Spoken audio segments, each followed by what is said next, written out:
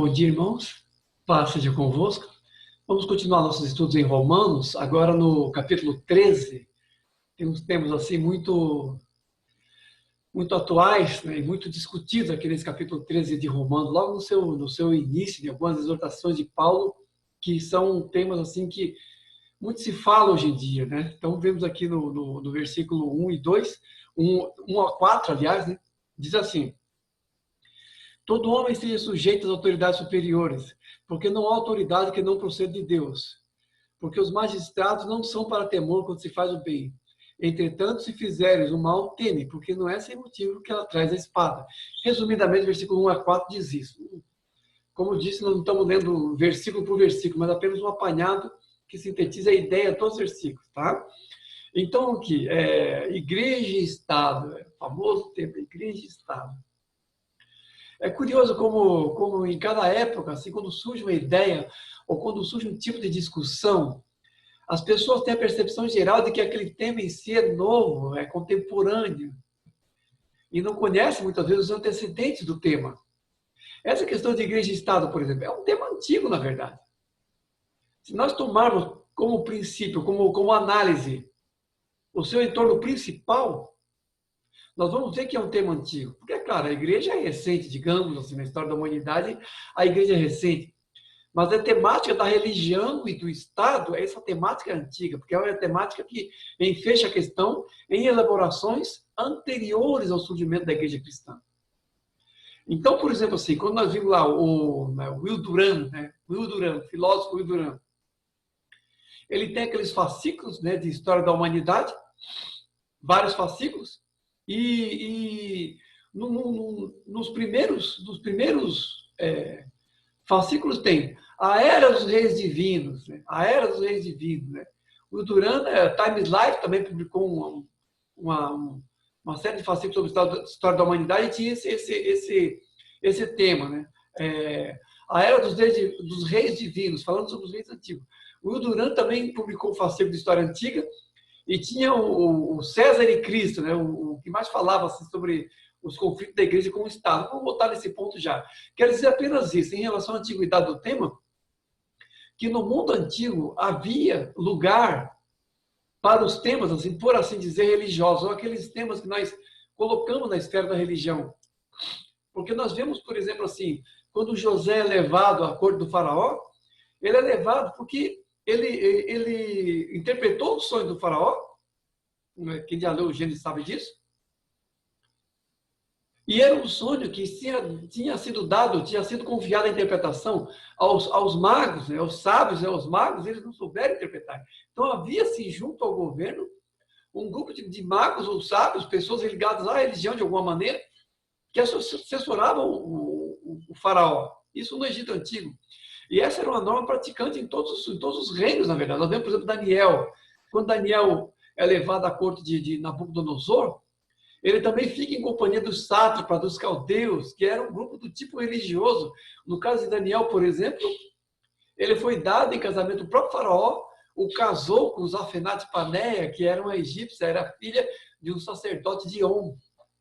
E o mundo antigo, de maneira geral, tinha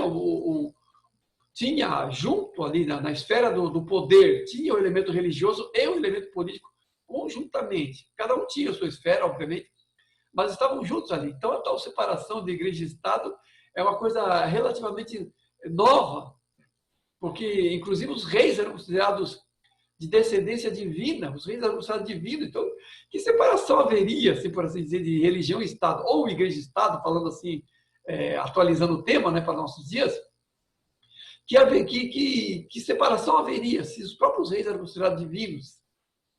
É um tema bem novo, né? E nós vemos, por exemplo, na palavra de Deus que quando uma nação vencia a outra, o entendimento era que os deuses daquela nação venciam os deuses daquela outra nação. Quando o emissário da Babilônia ameaça Ezequias, o Senaqueribe, né? O emissário Senaqueribe ameaça, os termos que ele usa os deuses das nações, por um acaso, livraram as nações.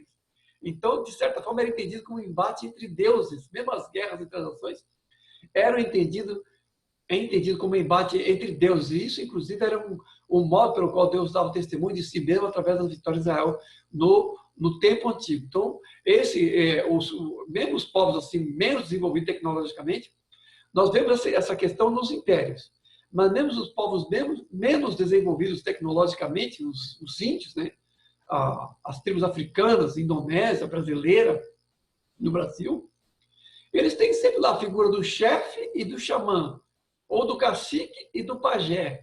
Então, por assim dizer, a igreja e Estado, né, por assim dizer, estão sempre juntos, assim, em outras aglomerações. Esse tema surge realmente assim, mais na Europa e mais na esteira do iluminismo. É o iluminismo que vai fazer essa transposição, né, essa desreligionização, né, da sociedade, vai tirar a religião de lado. Né, tá? É mais uma coisa do iluminismo e da maçonaria do que uma coisa assim dos povos ou das nações. Tá? Por exemplo, assim, vamos pegar pela igreja, por exemplo, a própria igreja. Como ela se situou em relação ao Estado na história? Um breve resumo aqui. O Império Romano se bateu com a igreja, o Império Romano, e depois foi assimilado pela igreja. Em que processo? Pegando primeiro o Império Romano. Júlio César fez as suas campanhas nas Gálias e começou a acumular poder. Júlio César, isso lá antes de Cristo. E em 44 ele foi assassinado justamente porque ele estava acumulando muito poder. Porque o governo romano era através do Senado, havia os patrícios, aquela classe mais influente, mas havia o Senado romano. E Júlio César estava concentrando muito poder. Então, o próprio filho adotivo dele, né, o Brutus, né, Cássio e outros, que fizeram aquela trama e o assassinaram em pleno Senado, quiseram, no pensamento deles, salvar a República. Não queriam ter um ditador, uma pessoa só mandando. Que era o Júlio César estava fazendo isso já. O Senado já estava obedecendo a ele, já praticamente. Eles fizeram isso. A intenção era essa. O que eles conseguiram com isso? Conseguiram exatamente o contrário do que intentaram. Porque depois de Júlio César se levantou Otávio ou Otaviano, né, o imperador Otávio, e ele também era um governo muito sábio, um governante muito sábio, e ele começou a ganhar poder e o próprio Senado deu a ele o título de Augusto. Tanto que se você ler num livro, né, qual era a época que Jesus nasceu? Jesus nasceu durante o governo de Augusto, o reinado de Augusto. Só que Augusto é um título. O nome é Otávio. Otávio ou Otaviano. Otávio. Não era Augusto o nome dele. Já era um título que evocava a divindade. E daí por diante os imperadores eram considerados divinos. Aí retomou aquele pensamento que já era comum em outras nações e entre os povos desde a antiguidade, né, nessa época. E o que aconteceu? Quando a igreja primitiva começou a pregar sua mensagem, ela se recusava a prestar essa adoração aos imperadores. E ela era perseguida pelo Estado. É até irônico se fala hoje em dia de separação de igreja e Estado, porque, por primeiro, a igreja foi justamente vítima desse tema. Porque era justamente a divinização de Roma, a divinização do imperador é que vitimou a igreja. Então, havia, por assim dizer, uma mistura de igreja e Estado que vitimou a própria igreja, né, no princípio, assim, pegando os temas principais, né, como norma. Né? Depois, o que acontece? O Império Romano começa a decair, se esvaziar os barcos, lá por 476 o Império Romano cai. Aí no caso do Império Romano do Ocidente, né, o lado de Roma, porque o lado oriental dura até o final da Idade Média. A queda de Constantinopla acontece em 1453 e marca o fim da Idade Média. Mas aqui, em 476, Roma cai. E a igreja gradativamente começa a assumir o lugar do Império Romano. Tanto que a igreja católica se chama até hoje, a Igreja Católica Apostólica Romana. Era até o nome, né? Era até o nome. E a igreja começa a aumentar em poder a partir do século IV, marcadamente, e na Idade Média já é um governo assim predominante, até tirânico, né? Papas assim, tirânicos como Inocêncio III, Gregório VII, Alexandre VI, eram tiranos praticamente, e mandavam e desmandavam na Europa, até depunham reis, usavam o artigo religioso do interdito para coagir os reis, na época, os príncipes e reis. E mesmo assim, até uma situação assim, triste que aconteceu é que assim, pessoas se levantaram contra, outros grupos religiosos se levantaram contra, que se baseavam também na Bíblia, acabavam sendo perseguidos pela igreja oficial. Então, a igreja medieval, a igreja era predominante, marcadamente mais assim o catolicismo romano até, do que outras formas. Depois veio a reforma, aquela coisa toda, não vou me deter nisso. Mas depois, quando chega a Era Moderna, quando passa a Idade Média e começa o Renascimento, o Humanismo, depois o Iluminismo, aí já começa a haver aquele desalojamento. Né? Se você pegar, por exemplo, um livro de história geral da oitava série, vai estar escrito isso aqui, né? O iluminismo tirou Deus do seu trono, e nele colocou a humanidade. Está escrito assim mesmo, né? Sem nenhum pudor. É como se assim a igreja medieval fosse representante de Deus, né? E Deus foi destronado através da desentronização da igreja. Não é bem isso, não, mas é assim que é entendido. Então a igreja moderna vai desalojando a igreja e vai começando a colocar justamente aquelas noções, aquele resgate de noções republicanas e laicas de Estado, tirando o poder da igreja, tirando as normas da igreja e colocando para o Estado civil, Estado laico, como se diz. Começa aí. E é o processo que nós estamos até hoje, agora em plena pós-modernismo, e isso tem avançando de tal maneira que, continuando assim, o próprio Estado vai se voltar contra a igreja daqui a pouco, porque já estamos no processo. O faquin, né? O abuso do poder religioso. Então, já estou começando a colocar temas que relacionam-se com as liberdades civis, sendo extremizadas ao ponto de se voltarem contra as liberdades religiosas. Estamos num processo assim hoje em dia. Então, parece que vai dar uma volta inteira, né? Porque a igreja medieval, a igreja primitiva foi perseguida pelo Estado, a igreja medieval era o Estado, e agora a igreja pós-moderna daqui a pouco vai ser perseguida pelo Estado de novo. Vai ficar assim, esse ciclo pelo jeito. Então, esse é mais ou menos o histórico da igreja em relação ao Estado, entendido em toda a sua extensão, né? Para vocês entenderem assim, a questão inteira, e não apenas uma parte dela, uma parte que compete à nossa época. Né? Agora, aqui diz, não há autoridade que não proceda de Deus. Certo? As autoridades não inspiram temor quando se faz o bem, sim quando se faz o mal. Então, aqui é uma legitimização do Estado como uma norma colocada por Deus, uma autoridade. Eu falei Estado, mas aqui é mais autoridade também, né? Autoridade civil, né? O Estado é o conjunto dela, na verdade. Mas, assim, não há autoridade que não proceda de Deus. Quando Jesus esteve diante de Pilatos Pilatos fez várias perguntas e Jesus não respondeu. E Pilatos falou, assim, abusadamente, você não sabe que tem poder para te soltar ou para te crucificar? Por que você está mesmo? Que desrespeito é esse na cabeça dele? E Jesus respondeu para Pilatos, nenhuma autoridade teria sobre mim, se não te fosse dado do alto. O que Jesus está falando? Que a fonte última de toda autoridade é Deus. A autoridade é a instituição divina. É claro que não é que toda pessoa que exerce autoridade está agindo em nome de Deus, mas é uma coisa que, em princípio, foi deixado por Deus para quê? Para que haja ordem. Então, nós vamos entender aqui o que é o ideal divino e o que é a realidade humana, para não cairmos em confusão. O pecado trouxe a necessidade do exercício da autoridade, inclusive com o poder de sanção, porque senão é o caos. O ser humano ele não é capaz de se organizar assim como grupo e ter organização sem que haja princípio de autoridade, sem que haja autoridade. E, obviamente, que a autoridade está desde a família, começa na família, com a autoridade do marido, do pai, o pai e a mãe sobre os filhos, né? O marido é o cabeça da esposa, a esposa, mas os dois são o cabeça da família, né? O pai e a mãe. Começa na família e depois dali se repercute para os órgãos governamentais, né? Aquilo que estrutura a sociedade em sua norma geral. Mas isso foi realmente colocado por Deus e se torna sua necessidade devido ao pecado. Não existe o anarquismo, por exemplo, um pensamento que surgiu, um pensamento anarquista. Não existe isso, anarquismo. Uma futura sociedade sem classe, uma futura sociedade sem Estado, isso é utopia, isso simplesmente não existe, não tem condições de existir esse tipo de coisa. Então, a parte do que falam anarquistas e marxistas, autoridade e Estado vão sempre existir, ou devem sempre existir, né? E isso, obviamente, não assim, não respaldando os erros que se faz isso. Quando nós nos sujeitamos aos poderes do Estado, quando nós nos sujeitamos à autoridade, nós nos sujeitamos por amor a Deus, sabendo que a fonte última é Deus. Sobre a questão de contradição, não é a questão de concordar, não se trata disso. Trata apenas de obedecer a um mandato divino até. Então, nós temos que ser bons cidadãos como cristãos. Vamos continuando aqui. É necessário que ele esteja sujeito também por dever de consciência. Por esse motivo, pagai a todos o que lhe é devido. A quem imposto, imposto. A quem respeita, a quem honra, honra. Então, no versículo 5 ou 7, resumidamente, fala isso aqui. a quem honra, honra, a quem imposto, imposto. Quando chegaram a Jesus e perguntaram para ele assim, mestre, devemos pagar o imposto do templo? Aliás, o imposto a César. O imposto do templo foi outra situação. O imposto a César.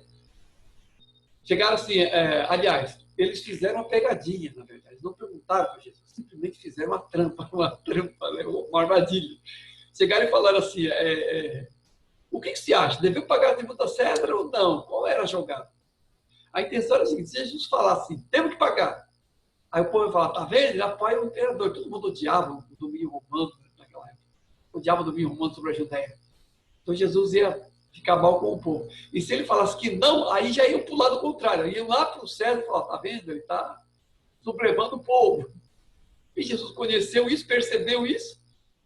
Pegou e falou, traz aqui uma moeda. Trouxe uma moeda, me mostra uma moeda. Mostrou uma moeda. De quem é essa imagem de inscrição? A de César. Tá bom.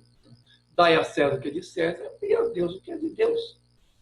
E nessa passagem aqui, Paulo está, na verdade, expandindo o conceito. Esse conceito. Pagar a todos o que é devido, o que é imposto, a quem honra, honra, né? A quem honra, honra. Então, é um redimensionamento do princípio de respeito e submissão à autoridade. Na verdade, um redimensionamento daquela passagem de Jesus. Jesus, de certa forma, sancionou, assim, apenas colocou as coisas no seu lugar. Não é nem que Jesus concordou com o imposto. É que simplesmente ele diz, olha, o que você deve aos homens, você paga aos homens, e o que você deve a Deus, você paga a Deus. Simplesmente disse isso.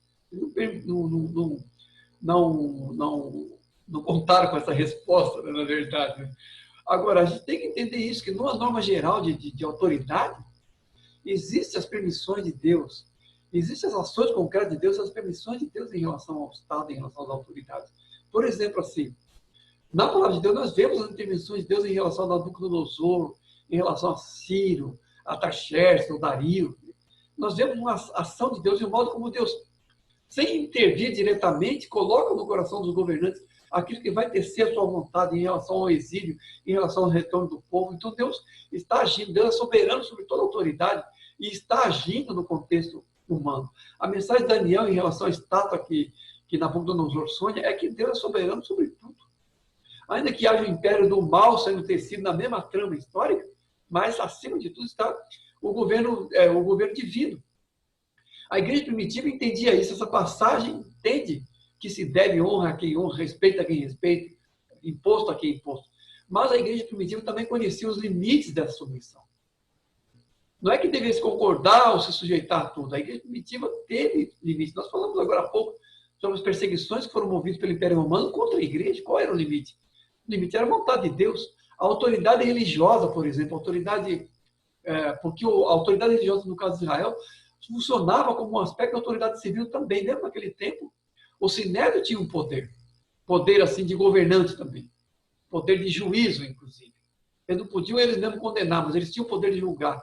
Depois entregavam ao braço romano, mas eles julgavam e aplicavam as penas, inclusive as penas das leis de Moisés. Quem era judeu sofria apenas segundo a lei de Moisés. Por isso que tinha pessoa que era apedrejada, tinha pessoa que era crucificada, dependendo de quem fazia, né, a condenação. Então havia esse conluio no contexto de Israel, ainda havia igreja e Estado misturados. E a igreja primitiva, ela foi vitimada pelo Estado romano, curiosamente, justamente no tema, né, de igreja e Estado, porque ela era perseguida pelo Estado romano justamente porque não considerava o imperador como divino. Né? Agora, essa mesma igreja que se submetia, ela entendia o limite da obediência. Ela entendia que ela não podia obedecer ao Estado ou qualquer autoridade que, de alguma maneira, ferisse os interesses do Evangelho. Pode ser que sejamos vítimas de uma situação dessa em um tempo mais breve do que a gente está pensando. Mas vejam bem que a igreja, ao mesmo tempo em que havia essa situação, havia também o entendimento dela do trono de Deus, soberano de Deus. Porque no âmbito daquilo que ela era sacerdote, que ela era um reino de profetas, no âmbito daquilo que a igreja se entendia como pessoas que estavam sentados em lugares celestiais em Cristo Jesus, portanto, participando do seu reinado de alguma maneira na terra, nesse âmbito aí, ela orava e intercedia pelas autoridades. Está lá em 1 Timóteo 2:1-2. Só é possível entender essa passagem no âmbito do governo de Deus, que é soberano sobre tudo. Porque é o trono de Deus que nós oramos pelas autoridades. E eles oravam pelas autoridades do tempo deles. Quem era a autoridade do tempo deles? Tibério. Tibério era um pedófilo. Tibério abusava de crianças, depois jogava as crianças no precipício. Calígula casou com a própria irmã, nomeou o cavalo senador. Cláudio até que não era tão ruim, mas a mulher dele deu mensalina, era uma graça. Depois Nero, que perseguiu a igreja. Domiciano, perseguido, e daí para frente perseguição. Então, os imperadores eram alvos das orações da igreja. Não das maldições, mas das orações. A igreja orava pelos governantes. Nós devemos orar hoje em dia também. Não é questão de concordar. Não é. Porque a igreja, enquanto que era perseguida pelos governantes, oravam por eles. Jesus não disse orai pelos nossos inimigos. Então, quem considera seu governo seu inimigo, deve orar pelos seus inimigos minimamente, porque Jesus disse para orar pelos inimigos. E, biblicamente, nessa passagem de 1 Timóteo 2, 1, 2, porque é o nosso posicionamento, é o nosso papel como igreja, interceder por todos os homens, especialmente aqueles que estão investidos em autoridade. É parte do nosso posicionamento espiritual. É parte da nossa identidade no mundo, essa identidade peregrina pela qual nos colocamos entre a humanidade e Deus no modo de intercessão. E aqui, especificamente, em 1 Timóteo 2, 1 a 2, fala da intercessão pelas autoridades. Nós temos que entender isso e parar de pensar assim, uma esfera restrita de questões políticas. Depois aqui, continuando o versículo, do 8 ao 10, né, diz assim: a ninguém fiqueis devendo coisa alguma, exceto o amor com que vos ameis uns aos outros. Porque o amor é o cumprimento da lei. O amor é o cumprimento da lei, do versículo 8 a 10 vai dizer isso. Aqui ele já fala mais de uma maneira assim, mais geral, né? Parece que ele sai um pouco daquela questão da autoridade e traz um princípio mais geral. Mas digamos assim, que aquilo que há de geral e de específico na vida cristã está sempre fechado pelo amor. O amor deve ser o nosso sentido interno principal. O amor deve ser as saídas da vida. O nosso coração deve ser amoroso para que as saídas da vida sejam a partir do amor de Deus em nossos corações, tá? Amém? Então nós temos que realmente orar por isso. A norma soberana da vida deve ser o amor. Aí nós obedecemos a tudo, sem peso, sem rancor. O que faz a gente sentir peso em muitas coisas é pura falta de amor. O que faz a gente se aborrecer com muita coisa é pura falta de amor. Nós não somos maturos no amor. Nós não entendemos isso como tendo a paz de Cristo como árbitro em nosso coração. Pelo amor chegaríamos a isso, porque o amor é a síntese de toda a graça, de toda a bondade que provém do Evangelho. Isso deve ser formado em nosso coração. Nós temos que orar sobre isso. O amor é o cumprimento da lei. Que lei? Toda a lei. A lei de Deus, a lei civil, toda a lei. Amorosamente podemos cumprir qualquer lei, tanto a lei de Deus quanto a lei civil. Nós praticamos os mandamentos, né, do Antigo Testamento, não assim pegando a tábua de pedra, naquele modo do Antigo Testamento, mas por amor nós fazemos o bem ao próximo, queremos o bem ao próximo, intercedemos por todos os homens, intercedemos pelas autoridades, tudo isso com amor. Se não houver intriga, se não houver assim, partidarismo, se houver o amor como força predominante, faremos tudo isso e faremos graciosamente. Amém? Continuando aqui no versículo 11 a 14, diz assim: e digo isso, já é hora de vos despertar do sono, porque a nossa salvação está agora mais perto do que quando a princípio cremos. Andemos dignamente, como empreende um dia, revestidos do Senhor Jesus. Versículo 11 a 14. Nossa, muito precioso, né? Já é hora de despertar do sono. Já é hora de despertar do sono. Irmãos, a exortação principal que aparece lá em Mateus 24, 25, nos sermões escatológicos de Jesus, quando Jesus começa a falar dos tempos do fim, é isso: vigiai e orai, e a proximidade do fim nos exorta a oração. Andemos dignamente em pleno dia. A nossa oração está agora mais perto do que quando no princípio cremos. É uma evocação escatológica aqui. É uma evocação dos tempos do fim. Para nós, essa passagem é até mais assim concreta do que para eles. Porque nossa salvação para nós está mais perto. Se nós observarmos o que tem acontecido no mundo, os sinais, eu antigamente até achava assim que pudesse pegar a segunda vinda de Cristo, eu não tenho tanta certeza assim, não. Mas de qualquer maneira, os sinais estão aí. Os sinais estão aí. As coisas estão acontecendo rapidamente no mundo. E já é a hora de despertar do sono. Sabe qual é o sono que existe hoje em dia? Quais são os elementos soporíferos de hoje em dia?